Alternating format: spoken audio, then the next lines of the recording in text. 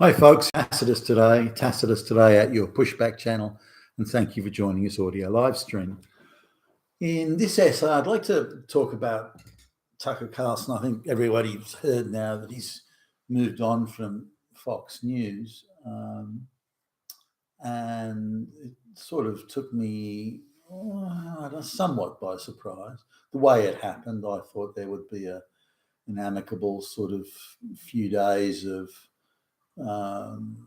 Tucker saying goodbye rather than something this abrupt. But anyway, I'm concerned because there are very few conservative voices in the, if you like, the mainstream arena of news. You look at the ABC in the United States. I'm talking ABC, CNN, MSNBC. Pretty much every news channel. CBS, the list goes on, is globalist controlled and is pushing the globalist message and is vigorously denouncing anyone who's not on board with the globalist message. So it's controlled media, and it's as much controlled as say the Soviet news agencies during the Soviet communist era. The TASS and Pravda and so on. Now, there's a small sort of portion of if you like, the total viewership of the eyeballs that sort of look at TV and news and current affairs, and the conservative voice, or the anything that questions or doubts or pushes back against globalization, has really got perhaps 5% of the eyeballs, maybe not even that. In cable terms, exclusively cable terms, then the balance was a little bit different. Tucker, for example, in his time segment, Tucker Carlson was had more viewers than all the other stations combined. So that's that was clearly they had 50% plus of the eyeballs in cable, but cable isn't that big. You've got cable's 5 or 6 million or something viewers looking at news and current affairs, as opposed to many times that number in the free-to-air television. So again, conservative television, be it cable or otherwise, has a very small access, or very limited access to the eyeballs. The globalists control pretty much the entire media landscape. Tucker was a little bit different. Not only was he beating the others, he was absolutely trouncing them in the time segment. Millions of people were viewing Tucker, and I had a look at, even on a slow night, he's getting 600,000 plus views. But in the overall eyeballs that are out there, that's still pretty small. And there were as many people attacking the very small conservative voices. Effectively, the globalists want no conservative voices out there in the news, current affairs landscape, and they want to shut it all down. So I see getting Tucker leaving Fox.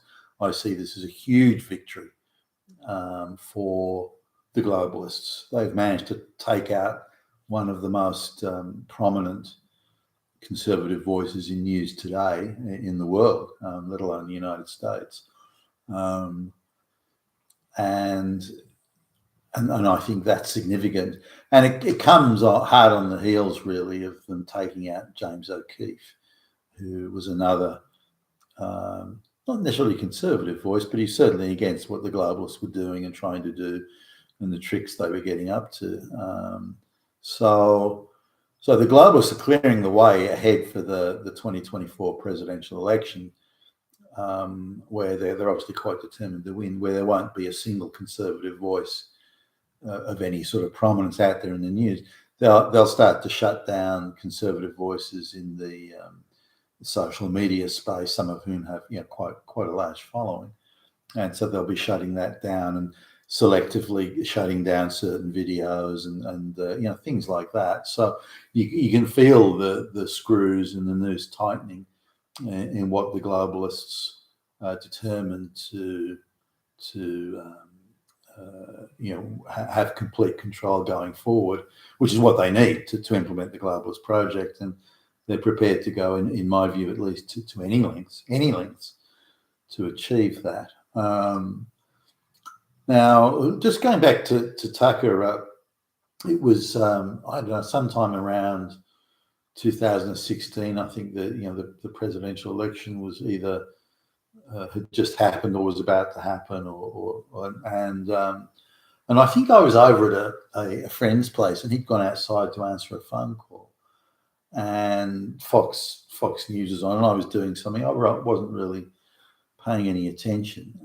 He was watching it, not me, and it was kind of just on in the background. And then this guy started talking, and he said, "Look, I'm going to have a current affairs show about the news, and I'm going to ask the questions that you would ask." I'm going to ask the questions that you would ask. When I heard that, I looked up, and I'd never heard of Tucker Carlson. I didn't know who he was. And I looked at this guy saying, he sounded quite earnest, and that's what he was going to do.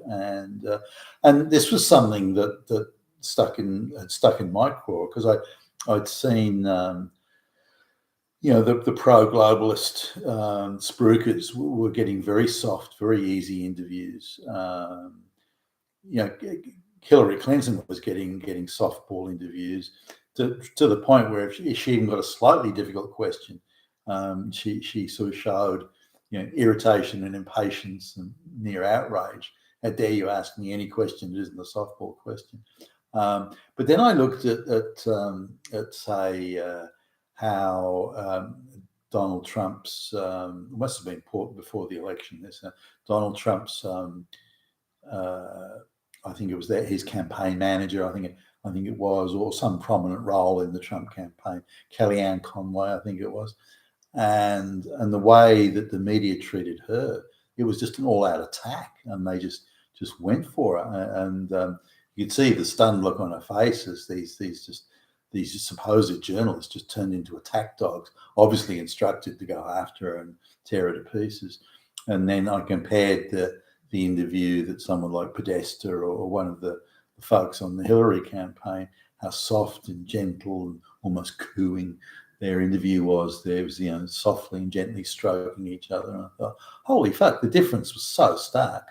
And I didn't like that. I thought, well, if you're journalists, you would surely go after each of the candidates or their operatives with equal vigor and equally hard questioning, but it wasn't.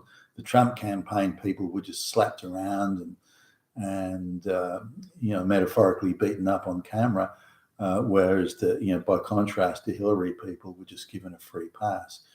And when I saw how much the media supported Hillary and how they were trying so hard to make sure she won, I thought, well, hold on, this is crooked. So when I heard this guy Tucker Carlson, again, I hadn't heard of before, saying, well, I'm going to do real interviews, and I'm going to ask the questions that you would ask, because I would watch interviews with the soft interviews for the pro-globalist people. So, well, why aren't you asking this question? Why aren't you asking that question? Why aren't you, this sort of thing? And I shook my head in disbelief that, I mean, these people aren't journalists. Why aren't they asking the obvious questions? So when I heard this from Tucker Carlson, I thought, well, I'm going to give this guy a go. This is what I want. If he really delivers on this, then asking the questions that you would ask, as he phrased it. I'm paraphrasing, but I think he said something like that.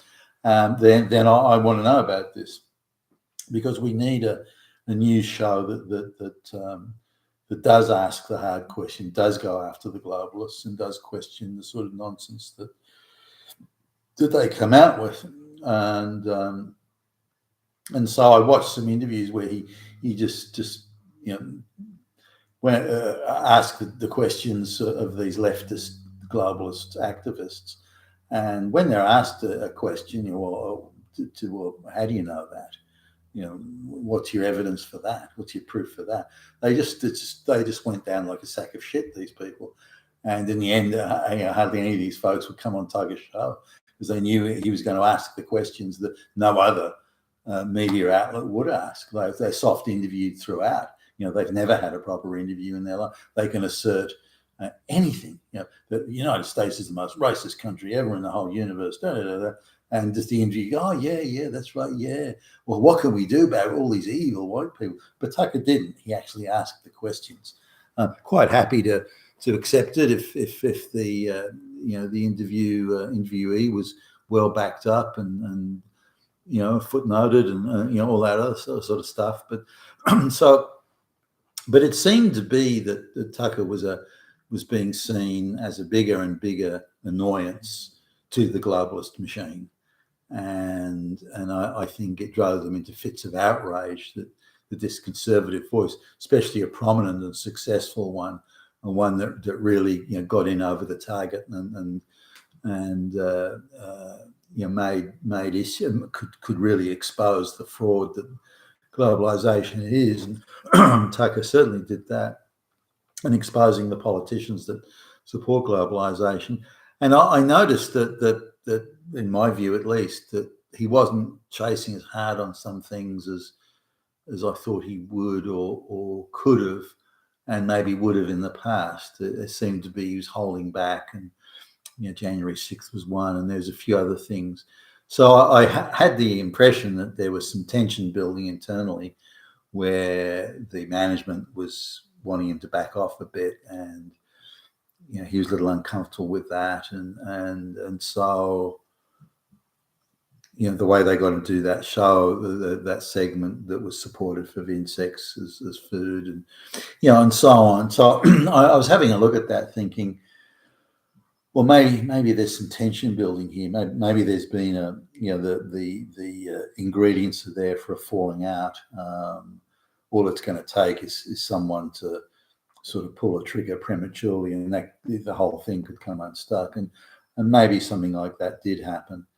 And so I suppose I'm not 100% surprised, but I am very disappointed. I'd much rather internally they kissed and made up and all that sort of thing, and Tucker had kept on going because he was hugely successful, very influential, and in my view is a great American who was able to bring the facts and information accuracy and the truth to the viewers and the listeners, and that's a great in these times that we live in. That is a great achievement, and I hope Tucker is remembered for that, and that he doesn't go away, and because he's sort of pretty much a brand now, that he's able to come back and get an even bigger audience and make sure that he's there telling the truth as we move along to the 2024 election. Maybe Elon Musk will stump up some coin for a news station. Anyway, that's that. I guess looking at the jubilation, I mean, they can barely conceal it. Well, they're not concealing it. The jubilation on the left as to what's happened with Tucker moving on from Fox, and I've every the Guardian, the Huffington Post, CNN, and all the whole thing. They're all globalist controlled, and New York Times, and the fucking hypocrisy drives me crazy. Now they assert, well, Tucker's just a conspiracy theorist. This insurrection on January 6th was fascist Nazis, white supremacists trying to take over the universe. It was evil fascist, and this idea that it was either egged on or set up or ginned up by FBI agents working inside in the crowd, pretending to be, pro-Trump activists, this sort of thing. No, that never happened. That's a conspiracy theory. There were no FBI agents there, but there were all fascist Nazis there. Fascist Nazis trying to take the government to evil. Hitler was seen going out the back door. Wasn't that a conspiracy? No, that's not a conspiracy theory. Those evil people were Nazis were everywhere. That's not a conspiracy. That's the truth. If you deny Nazis everywhere, that's a conspiracy theory, and that makes you a Nazi, if not Hitler. And they went on. The article suggests that Tucker did nothing but put forward conspiracy theories like, there's not millions of illegal aliens coming across the southern border. There's no one coming. That's a conspiracy theory. No, that's not happening. That's just something that's put about by white supremacist Nazis. And it just went on and on and on. So the propaganda, it illustrates to me, though, how confident they are that they can, the globalist media, how confident they can push these outrageous lies and untruths, and that they're not going to be accountable for it. There'll be no pushback. There'll be no one to question it. I mean, if the entire media is saying that there are no people crossing the border, it is in the United States, there are no illegals crossing the border, the entire media says it, then that effectively becomes a sort of a de facto truth. And if nobody says anything to the contrary, then the lie becomes the truth. And without Tucker Carlsons of the world, the lies will become the truth. And that's where we're at right now. You've been with Tacitus today, your Pushback channel. Thank you for listening.